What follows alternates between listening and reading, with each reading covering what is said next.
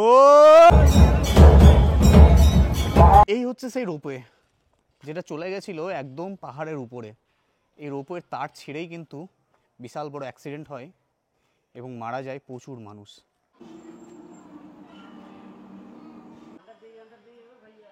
এই ত্রিকুট পাহাড়ের পাথরগুলো এমনভাবে সাজানো দেখে মনে হচ্ছে না এক্ষুনি ভেঙে পড়বে।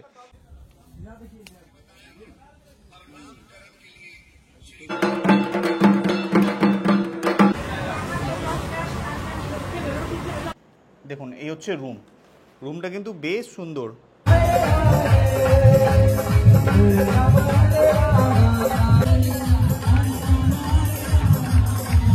এই হচ্ছে জোসিডি স্টেশন, খুবই সুন্দর সাজানো গোছানো।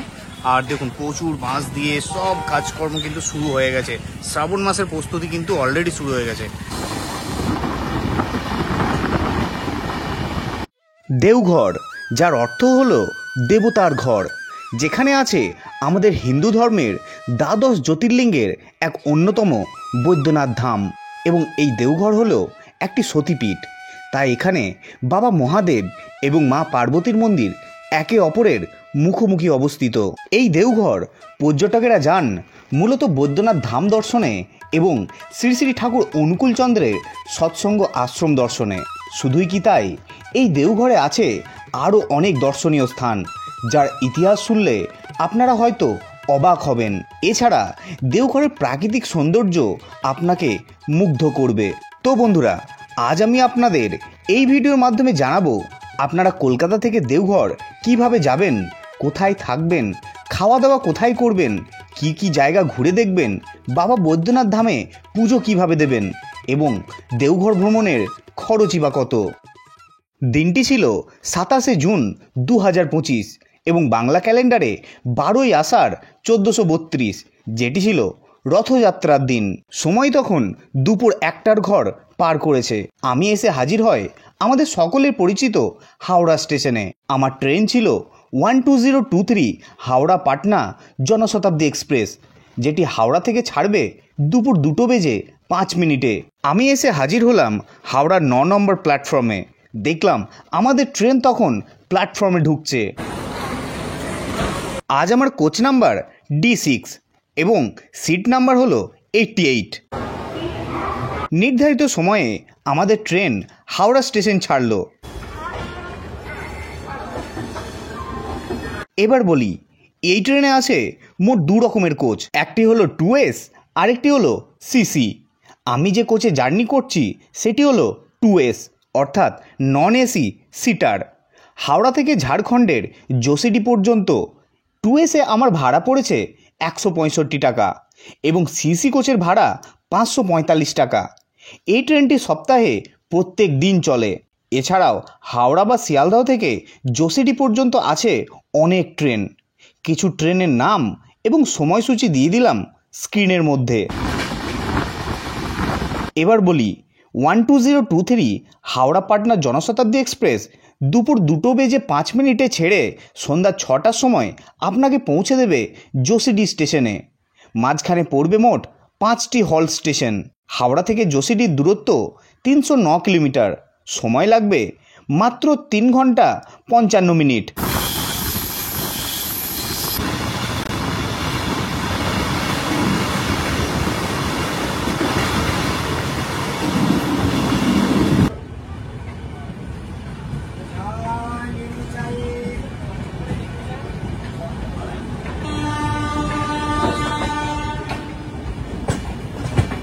ঘড়ির কাঁটায় তখন সন্ধ্যা 6:30।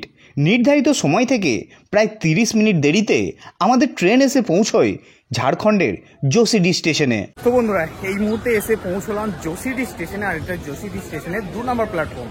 চলুন এবার এখান থেকে আমরা বেরিয়ে যাব 1 নম্বর হয়ে স্টেশনের বাইরে।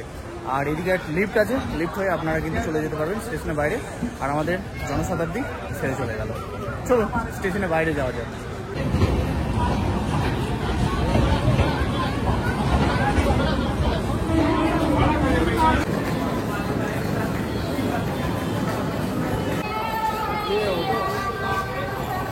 ঘড়িতে সময় এখন সন্ধ্যা 6:45। আমরা বেরিয়ে চলে এলাম জোসিডি স্টেশনের বাইরে। আর স্টেশনটা দেখতে পাচ্ছেন খুবই সুন্দরভাবে সাজানো। আর এখন থেকে কিন্তু শ্রাবণ মাসের প্রস্তুতি পর্ব শুরু হয়ে গেছে, কারণ সামনে হচ্ছে শ্রাবণ মাস, তখন কিন্তু বাবার মাথায় জল ঢালার জন্য এখানে প্রচুর মানুষের ভিড় হয়। আজ হচ্ছে আষাঢ় মাসের 12 তারিখ, আর 1 মাসও টাইম নেই, কিন্তু এখন থেকে কিন্তু সব সেজে উঠছে ধীরে ধীরে। দেখতে পাচ্ছেন প্রচুর বাঁশ দিয়ে এখানে কিন্তু সব কাজ করা হচ্ছে স্টেশন চত্বর। তো দেখতে পাচ্ছেন এই হচ্ছে জোসিডি স্টেশন, খুবই সুন্দর সাজানো গোছানো। আর দেখুন প্রচুর বাঁশ দিয়ে সব কাজকর্ম কিন্তু শুরু হয়ে গেছে। শ্রাবণ মাসের প্রস্তুতি কিন্তু অলরেডি শুরু হয়ে গেছে। আর এই স্টেশনের সামনেই আছে অটো স্ট্যান্ড, গাড়ি স্ট্যান্ড। দেখতে পাচ্ছেন এখানে প্রচুর গাড়ি আছে, সামনে আছে অটো। আপনারা এখান থেকে গাড়ি ধরে কিন্তু চলে যেতে পারবেন বৈদ্যনাথ ধামে। বৈদ্যনাথ যে ধাম, বাবার যে মন্দির, সেই মন্দিরের আদলেই কিন্তু তৈরি এই জোসিডি স্টেশন, একদম সেম টু সেম। তারপর স্টেশন চত্বর থেকে একটি অটো ধরে আমি রওনা দিলাম বাবাধামের উদ্দেশ্যে। স্টেশন থেকে মন্দির পর্যন্ত আমার অটো ভাড়া পড়লো 20 টাকা, যেটা শেয়ারিংয়ে। রিজার্ভ করলে ভাড়া পড়বে 120 টাকা। ভিডিও শুরুতেই বলেছিলাম আজ হচ্ছে 12ই আষাঢ়, রথযাত্রার দিন, তাই রাস্তাতে ছিল ভালোই ভিড়। রাস্তা দিয়ে যেতে যেতে চোখে পড়ল জগতের নাথ বাবা জগন্নাথ দেবের রথের।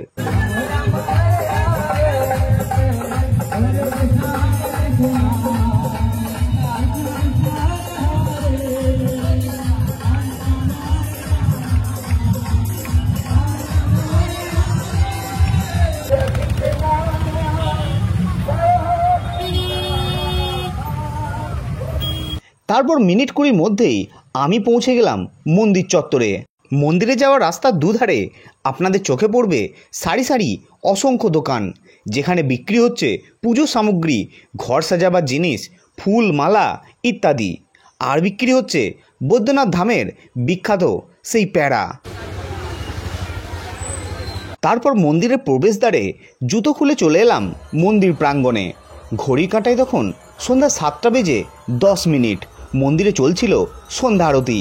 মন্দির প্রাঙ্গণ তখন ভক্তদের ভিড়ে ঠাসাঠাসি।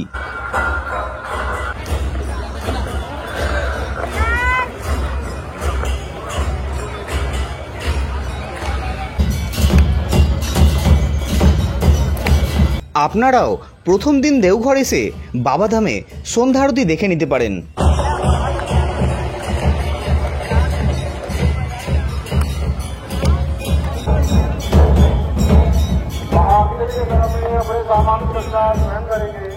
তারপর সন্ধ্যা আরতি দেখে মন্দিরের বাইরে একটি টোটো ধরে রওনা দিলাম দেওঘরের টাওয়ার চকের উদ্দেশ্যে।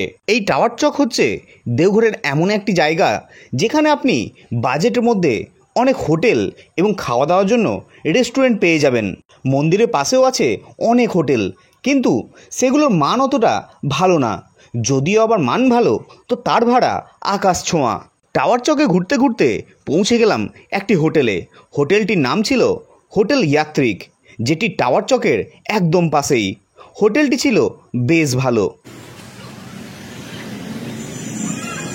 তো বন্ধুরা, টাওয়ার চকে অনেক তো হোটেল দেখলাম, ফাইনালি একটা হোটেল আমাদের পছন্দ হলো। হোটেলের নাম হচ্ছে ইয়াত্রিক ইন। দেখালাম আপনাদের একদম টাওয়ার চকের পাশেই। হোটেলটা কিন্তু বেশ ভালো, আধুনিক। চলুন এবার রুমটা দেখাই। আমরা নিয়েছি এসি রুম, রুম নাম্বার হচ্ছে 25। চলুন রুমটা দেখাই। তো এই হচ্ছে রুম নাম্বার 25। চলুন দেখুন, এই হচ্ছে রুম। রুমটা কিন্তু বেশ সুন্দর, সাজানো গোছানো, বেশ ভালো। এসি আছে, এদিকে একটা সুন্দর কাবার্ড আছে, আর এদিকে টি টেবিল আছে, দুটো চেয়ার আছে, এদিকে আছে টিভি, আর এদিকে আছে ওয়াশরুম। ওয়াশরুমটা দেখাই। দেখুন এই হচ্ছে ওয়াশরুম। ওয়াশরুমটা কিন্তু বেশ ভালো, ওয়েস্টার্ন বাথরুম সব কিছুই আছে। এছাড়া রুমের মধ্যে একটা ড্রেসিং আয়না আছে। আর এখানে কি কি পেয়ে যাচ্ছেন দেখুন, টাওয়াল আছে, এদিকে সাবান আছে, শ্যাম্পু এবং বডি লোশন। আর এদিকে আমাদের দেওয়া হয়েছে দুটি 500 ml জলের বোতল। এছাড়া এই হোটেলে আছে মেনু কার্ড, দেখতে পাচ্ছেন। আপনারা কিন্তু রুম সার্ভিস নিতে পারেন, প্রচুর মেনু আছে, আপনারা ঘরে বসেই খাওয়া দাওয়া করতে পারেন। এছাড়া রেস্টুরেন্ট তো আছেই, সেখানেও গিয়ে আপনারা কিন্তু খাওয়া দাওয়া করতে পারেন। তো এবার বলি এই রুমের ভাড়া কত পড়লো। এই হোটেলের নন এসি রুমের ভাড়া হচ্ছে 1200 টাকা এবং এসি রুমের ভাড়া হচ্ছে 1500 টাকা। তো আমরা ভাবলাম যে 300 টাকার জন্য আর নন এসি কিনবো, এমনিতেই গরমকাল, তো এসিই নিয়ে নিলাম। আপনারা কিন্তু এসে একটু বার্গেনিং করবেন, তাহলে কিন্তু কিছুটা কম হয়ে যাবে। তো ঘড়িতে এখন বাজে রাত্রি 9:15। এবার একটু ফ্রেশ হয়ে নিই, তারপর আমরা যাব ডিনার করতে।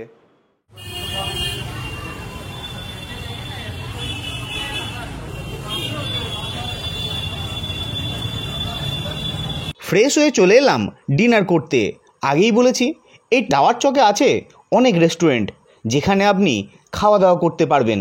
150 টাকা থেকে 170 টাকার মধ্যে আপনি বিভিন্ন রকম থালি পেয়ে যাবেন। তারপর সেদিন রাত্রে ডিনার করে ঘুমিয়ে পড়ুন। পরের দিন সকাল, একদম সকাল সকাল উঠে স্নান সেরে চলে আসুন বাবা বৈদ্যনাথ ধামে পুজো দেওয়ার জন্য। মন্দিরে আছে 2 রকমের লাইন, একটি হলো জেনারেল লাইন, আরেকটি হলো ভিআইপি লাইন। জেনারেল লাইনে কোনো টাকা লাগে না, আর ভিআইপি লাইনের জন্য দিতে হবে 300 টাকা, যার ফলে আপনি খুব তাড়াতাড়ি পুজো দিতে পারবেন। এছাড়া পুজোর সামগ্রী, ফুল, প্রসাদ আপনি মন্দির চত্বরেই পেয়ে যাবেন। আর এই বৈদ্যনাথ ধামে পুজো দেওয়ার সময় হলো সকাল 6:30 থেকে রাত্রি 8:30 পর্যন্ত।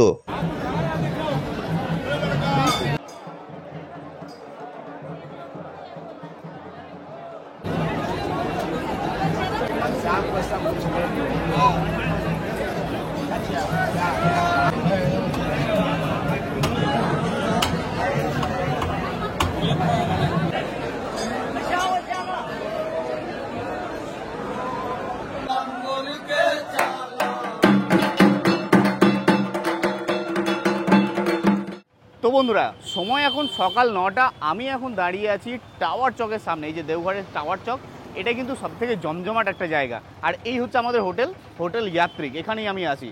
তো আজকে হচ্ছে আমাদের দেওঘরের দ্বিতীয় দিন, আর আজকে আমরা ঘুরে দেখবো দেওঘরে কিছু সুন্দর সুন্দর দর্শনীয় স্থান। তার জন্য কিন্তু অটো চলে এসছে। আর এই যে দাদা, দিলীপ দা, এনাকে অবশ্যই আপনারা চেনেন, আগের দেওঘরের ভিডিওতে আপনারা দেখেছেন। তো দিলীপ দা কেমন আছেন বলুন? আমি ঠিকঠাক আছি দাদা। দিলীপ দা কিন্তু এখানকার মানুষ, বাংলা বুঝতেও পারে, বাংলা বলতেও পারে, কোনো অসুবিধা নেই। আপনারা যারা কলকাতা থেকে আসছেন বাংলাতেই কথা বলবেন, সব কিছু বুঝতে পারে। তো দিলীপ দা বলুন, আজকে আমরা কি কি জায়গা ঘুরে দেখছি? আজকে যাব আগে তপোবন, হ্যাঁ, ত্রিকুট পাহাড়, আচ্ছা, নন্দন পাহাড়, আচ্ছা, তারপরে এটা নরকুল ঠাকুর মন্দির। মোটামুটি 5-6টা জায়গা আমরা ঘুরে দেখবো। তো এটাতে সময় কত লাগছে আমাদের? মোটামুটি 4 থেকে 5 ঘন্টা। 4 থেকে 5 ঘন্টা টাইম লাগছে। আর কীরকম খরচা পড়বে? 1000 টাকা। 1000 টাকা মতো পড়ছে। তো আমরা দুজন আছি, 1000 টাকা আমাদের এই অটোটা ভাড়া করেছি। আমরা আজকে ঘুরে দেখব পুরো দেওঘরে সুন্দর সুন্দর কিছু দর্শনীয় স্থান। চলুন। আর হ্যাঁ, নাম্বারটা একটু বলে দিন। 9934500339। ওকে, নাম্বার কিন্তু স্ক্রিনের মধ্যে দেওয়া থাকলো। আপনারা যখন দেওঘর ঘুরতে আসবেন এই নাম্বারে কল করে কিন্তু দিলীপ দাকে কন্ট্যাক্ট করতে পারবেন এবং আপনারা ঘুরে দেখতে পারবেন পুরো দেওঘর। চলুন এবার শুরু করা যাক। আমরা প্রথমেই রওনা দিয়েছিলাম দেওঘরের একটি অন্যতম দর্শনীয় স্থান তপবনের উদ্দেশ্যে। দেওঘর শহর থেকে তপবনের দূরত্ব 10 কিলোমিটার। সময় লাগবে 20 থেকে 25 মিনিট।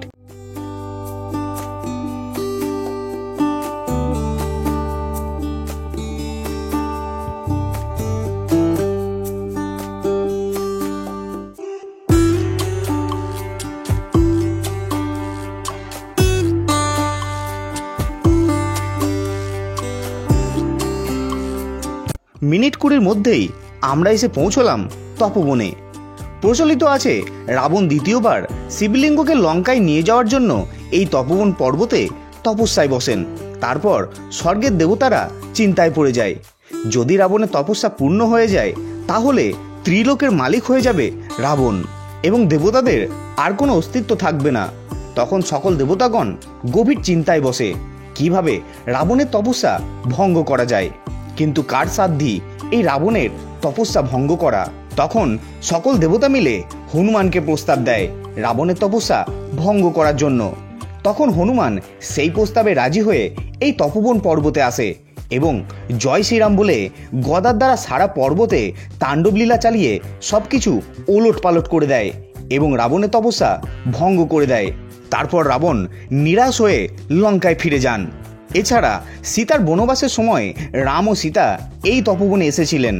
তপবন পর্বতের পাশেই আছে সীতাকুণ্ড। বলা হয় নাকি এই কুণ্ডে মা সীতা স্নান করেছিলেন।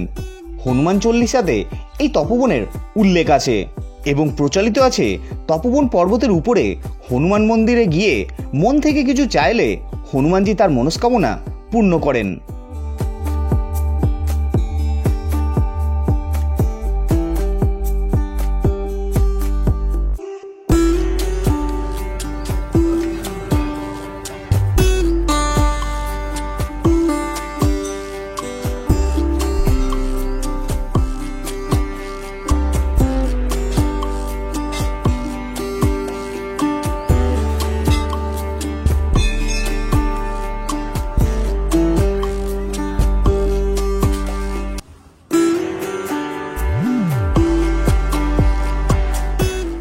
এই তপোবন পাহাড়ের পাশেই আছে বিশাল পার্কিং এরিয়া। আপনারা যারা নিজস্ব গাড়ি নিয়ে আসবেন তারা এখানে গাড়ি পার্কিং করতে পারবেন এবং আছে অনেক খাবারের দোকান। তো তপোবন ঘুরে এসে বসে পড়েছি টিফিন করতে। সকালে বৈদ্যনাথ ধাম দর্শন করে ব্রেকফাস্ট করিনি, একবারে অটো ধরে বেরিয়ে পড়েছি সাইট সিন করতে। তো এবার খিদেও লেগেছে, এখন বাজে 10:30টার মতো। তো ভাবলাম টিফিনটা করে নিই। তো এই তপোবনের কাছে আছে অনেক দোকান, সেখান থেকেই নিয়েছি আমি দই চিড়ে। যেহেতু আজ শনিবার, তারপরে বজরংবলী দর্শন করলাম, ভাবলাম দই চিড়েই খাওয়াটা ভালো হবে। তো এছাড়াও আপনারা এখানে কিন্তু মুড়ি পেয়ে যাবেন, তারপরে হচ্ছে পুরি সবজি পেয়ে যাবেন, বিভিন্ন রকম খাবার কিন্তু এখানে পেয়ে যাবেন একদম রিজনেবল প্রাইসের মধ্যে। চলুন দই চিড়েটা খাই, তারপর আমরা ঘুরতে যাব ত্রিকুট পাহাড়ে। দারুণ। টিফিন সেরে আমরা এবার রওনা দিলাম আমাদের পরবর্তী গন্তব্য এবং দেওঘরের আরও একটি অন্যতম দর্শনীয় স্থান ত্রিকুট পাহাড়। তপোবন থেকে ত্রিকুট পাহাড়ের দূরত্ব 18 কিলোমিটার, সময় লাগবে 30 থেকে 35 মিনিট।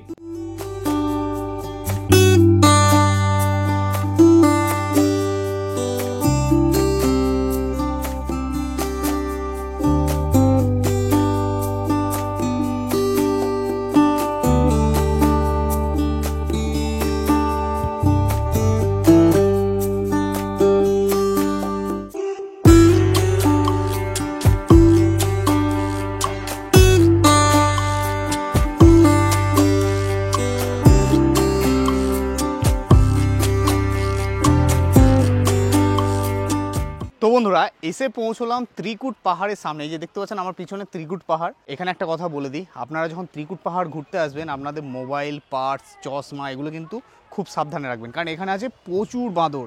একটু অন্যমনস্ক হলেই আপনার কিন্তু মোবাইল, পার্স নিয়ে চম্পট দেবে।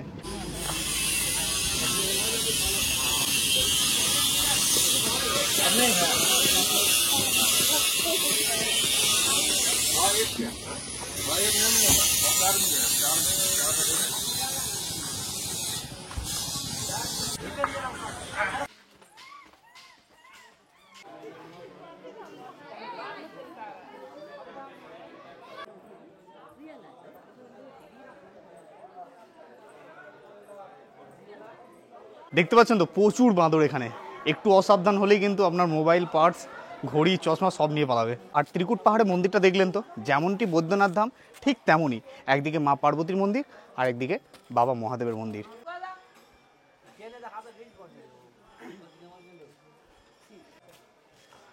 आश्रम है ना, तो घूमने खत्म हो गए।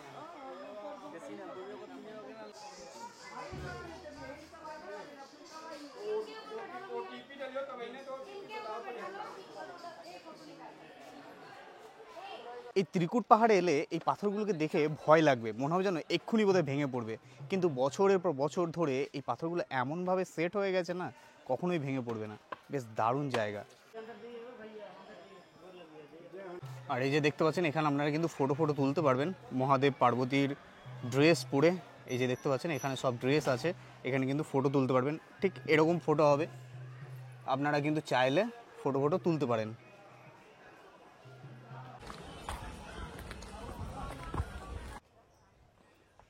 তো বন্ধুরা এখন আমি এসে পৌঁছলাম ত্রিকুট পাহাড়ের পাশেই অবস্থিত রোপওয়ে সেন্টারে। এটা একদমই বন্ধ এখন। এটা একদম সুন্দর একটা রোপওয়ে ছিল, যেটা এখন বন্ধ। কারণ হচ্ছে 2022 সালে এই রোপওয়ের তার ছিঁড়ে বিশাল বড় অ্যাক্সিডেন্ট হয়, মারা যায় প্রচুর মানুষ। তারপর থেকে কিন্তু এই রোপওয়ে পুরোপুরিভাবে বন্ধ হয়ে যায়। পরবর্তীকালে এটাকে খোলার চেষ্টাও করা হয় নতুন করে আবার, কিন্তু আর হয়নি। দেখতে পাচ্ছেন এখন সবই ধ্বংসপ্রায়। মানুষজনের অভাবে, পর্যটকের অভাবে এখন পুরো বন্ধ। আর একদম চারিদিকটা নোংরা হয়ে গেছে, কোনো মেনটেন নেই, যা হয় আর কি। দেখুন এই হচ্ছে সেই রোপওয়ে যেটা চলে গেছিলো একদম পাহাড়ের উপরে।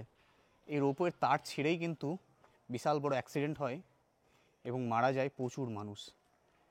তারপর থেকে কিন্তু বন্ধ হয়ে যায় এই রোপওয়ে স্টেশন। দেখুন বন্ধুরা এখানেও একটা তৈরি করা হয়েছিল আর্টিফিশিয়াল ঝর্ণা, কত সুন্দর, কিন্তু সেটাও আজ বন্ধ। পর্যটকের অভাবে, মেনটেন্যান্সের অভাবে আজ সবই বন্ধ। ত্রিকুট পাহাড় ঘুরে এবার আমরা এসে পৌঁছালাম দেওঘরের প্রাকৃতিক সৌন্দর্যে ভরা নন্দন পাহাড়ে। এখানকার প্রবেশ মূল্য 10 টাকা করে জনপ্রতি।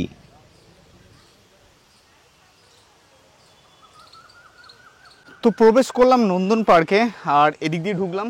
টিকিট লাগলো 10 টাকা করে পার পারসন। আর নন্দন পার্কটা প্রথমে তো দেখেই ভালো লাগছে, বেশ সাজানো গোছানো, প্রাকৃতিক পরিবেশ। চলুন আরও ঘুরে দেখাই।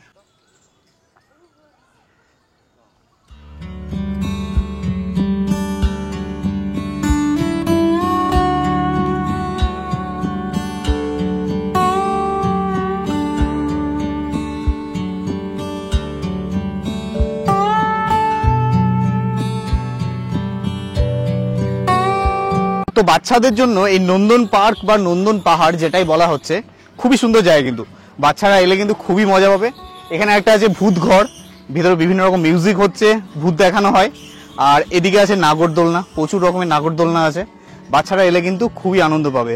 আর এমনি বড়রা এলে সুন্দর একটা টাইম কাটানো যাবে। আর এখান থেকে কিন্তু দেওঘরের পুরো শহরটাকে দেখা যায়, দারুণ জায়গা।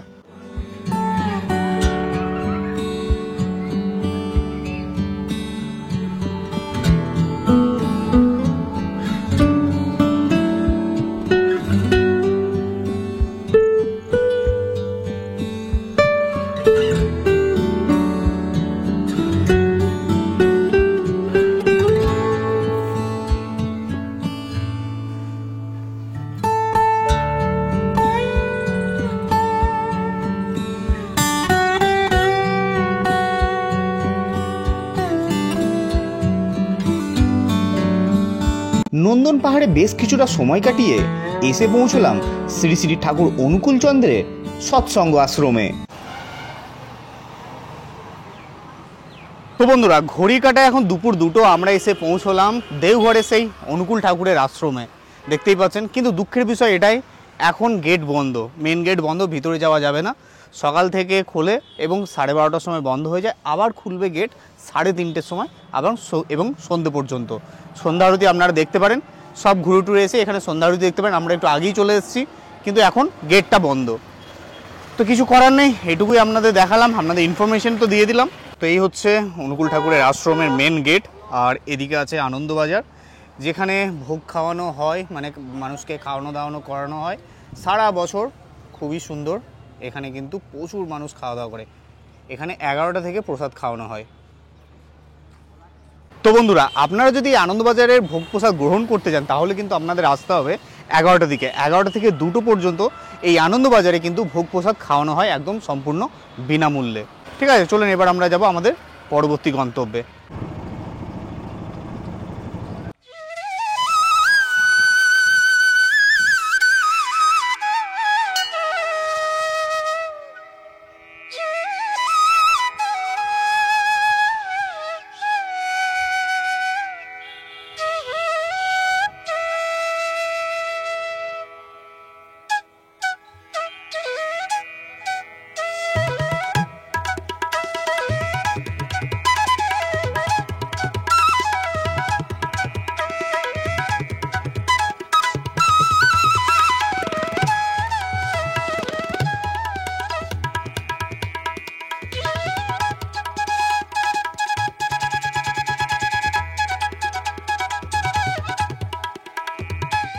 তো বন্ধুরা, এই ছিল আমাদের দেওঘর ভ্রমণের শেষ দর্শনীয় স্থান, যেটা হচ্ছে বদ্রীনাথের মন্দির। এটা কিন্তু আমাদের প্যাকেজের মধ্যে ছিল না, মানে অটোওয়ালার কাছ থেকে যে প্যাকেজ করেছিলাম 1000 টাকা, তার মধ্যে কিন্তু ছিল না। দিলীপ দা এতটাই ভালো, তাকে রিকোয়েস্ট করলাম। আমরা তো 5টা দর্শনীয় স্থান ঘুরে দেখলাম, খুব সুন্দর সুন্দর। রিকোয়েস্ট করলাম যে আর একটা জায়গা আমাদের দেখিয়ে দেওয়ার জন্য এক্সট্রা। তো আমাদের বললো যে এখানে একটা মন্দির আছে, বদ্রীনাথের মন্দির, সেটা আপনাদের দেখিয়ে দেবো। তো বন্ধুরা, এক রাত্রি হোটেলে থেকে এই সম্পূর্ণ দেওঘর ভ্রমণের পর্ব কেমন লাগলো আপনাদের কমেন্ট করে কিন্তু অবশ্যই জানাবেন। ভালো লাগলে একটি লাইক করে দেবেন, শেয়ার করে দেবেন সবার সাথে। আর চ্যানেলে নতুন হলে চ্যানেলটিকে অবশ্যই সাবস্ক্রাইব করে নেবেন। তো দেখা হচ্ছে খুব তাড়াতাড়ি নতুন ভিডিও নিয়ে। আজকের মতো টাটা।